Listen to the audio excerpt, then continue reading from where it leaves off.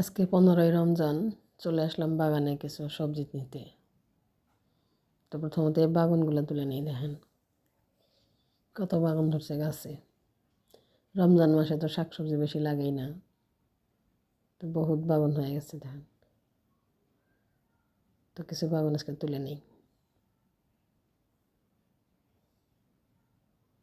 এখন কয়েকটা টমেটো তুলি।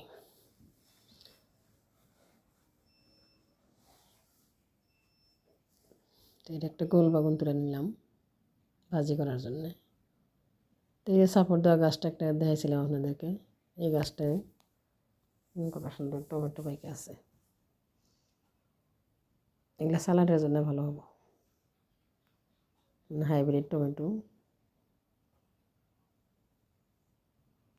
এই গাছটা দেখেন কয়েকবার দেখেছি আপনাদেরকে, কত টমেটো এখনও আছে, পুরানা গাছ, বুড়া হয়ে গেছে গাছটা। যে কটা পাকছে ওই কটা তুলে নেই। আরও কত কাঁচা টমেটো আছে দেখেন তো।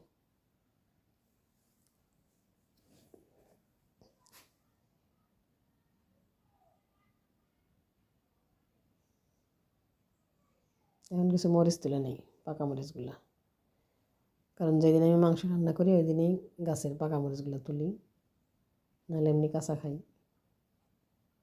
পাকা মরিচ দিলে কালারটা সুন্দর হয় মাংস। তো এই দেখেন বিনা পয়সার বাজার করে নিয়ে আসলাম।